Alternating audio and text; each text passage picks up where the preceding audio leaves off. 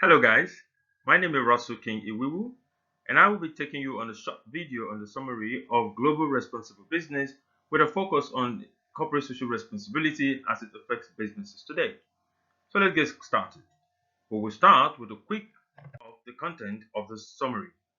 First, we will look at a brief introduction with respect to corporate social responsibility and social responsibilities. We will put up as well some definitions with regards to that.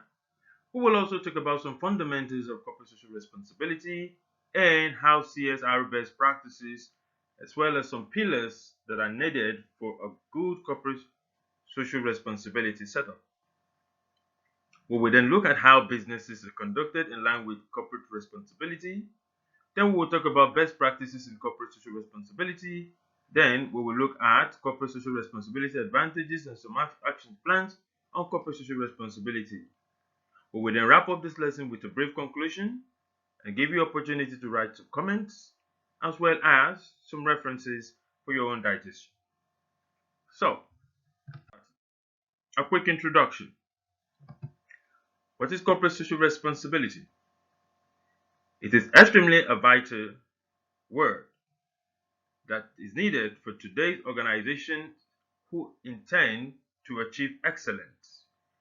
Through corporate social responsibilities, an organization can develop a competitive opportunity by identifying key stakeholders who are more important to them. In that way, you keep them satisfied. These are the words of Gresseri and Sapela in their presentation in Motor Insurance Bureau 2009. This means that for organizations to be corporate socially responsible, they must put in some parts of corporate social responsibility in their business model design. Thomas Donaldson in Financial Times, June 2005, centered on those parts. We also claim that social corporate responsibility goes beyond the old philanthropic way of doing business in form of charity. Rather, corporate social responsibility engage the local community as well as the workforce, the environment, in order to ensure that shared values are optimally maintained. But how do we achieve this? An organization must first of all understand that if using corporate social responsibility into its business model, he is actually looking at creating shared values. And these shared values must be aligned with some certain axioms, which are the society, the environment, and the organization itself, where the stakeholders and shareholders are more interested. Typically, the focus there would be on the key or primary stakeholders. In the environment, they must understand that they must keep the environment healthy and ensure the society is also happy with your presence. All of these are what brings about shared values. So, a bit of a definition. In this context, we'll be looking at the definitions that impact shared value from the angle of society, and this will refer to as social responsibility. It is the obligation of decision makers to take actions which protect and improve the welfare of the society as a whole, along with their own interests.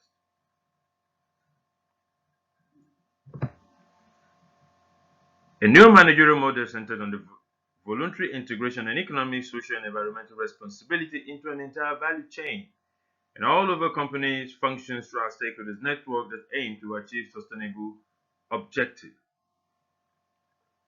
So, with a very good social responsibility, the video so far has been able to make us understand that we can achieve corporate social responsibility and increase company share values. So, what are the fundamentals of corporate social responsibility? Corporate social responsibility is typically built on the pyramid of Carroll 1991. This pyramid, which has 6 layers, is categorized as strategic operation impact, laws, regulations, and responsibilities. The 3 layers from below, the first 3 layers is focused on laws and regulation, which governs how the business is supposed to operate. These laws can be internal or external. When you add the 4th layer from the bottom, the concept becomes responsibility. You are responsible as an organization to the society by offering a way of philanthropic gratitude. You also need to follow some ethical principles. For example, if you're offering a philanthropic um, gesture, what are the motives? What are the intentions? Is it intent to bribe or is this just a culture? Legal. There are certain principles and law that will govern, which are external and internal. In the part of the organization, it could be like the code of conduct or acceptable behavior, and from the outside, it could be the standards. Economy as well. The goal is to ensure that you keep your shareholders happy by maximizing returns for them. However, some of these poses a risk to the organization, so it is well good for organization to analyze the risk effects of this pyramid. Therefore, coming from the top of this pyramid, the first two at the top, which is value and risk management, is focusing on organization ability to assess risk and how it impacts on the organization value. If you add the third layer, pardon me, which is the philanthropic area, we now move to strategic operation impact.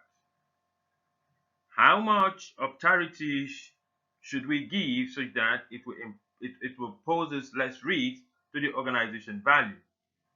This is the key concept here. So you can see that philanthropy is as well as good as ethics. Ethics, on the other hand, cuts across every of the pyramid, even though it's represented as a single unit. Of course, each of them has ethical virtues in them, which are acceptable way of behaviors. Else, you might be caught in a situation called ethical dilemma. Moving further, we now look at some pillars that strengthen the operational impact, which is obviously the arm of the sixth pyramid that brings about the gain from the organization. The financial gain is always centered on the operation. You do agree, right? So, what are these four pillars? Human rights. You have workers. You have intending workers as well. You need to ensure that you value human rights. Labor. Labor can be set upon you from a constitution within the organization or outside the organization. So whatever the constraint is, you need to be able to align it. The environment you operate, this could lead to things that are referred to as externalities. You must consider a certain form of externality transfer that might be impacted on the environment and how the social effect might react to it. Then the last is the corporate governance, which is also referred to as anti-corruption. This means abiding by every rules that are set as standard within the operation of your firm. For example, the IFRS set up a new standard after the Aaron fall. Now, this is corporate governance. So if you're going to present your financial statement today and it's not in line or in compliance with the International Financial Reporting System, then you are defaulting the corporate governance side of corporate social responsibility. And you're not being transparent.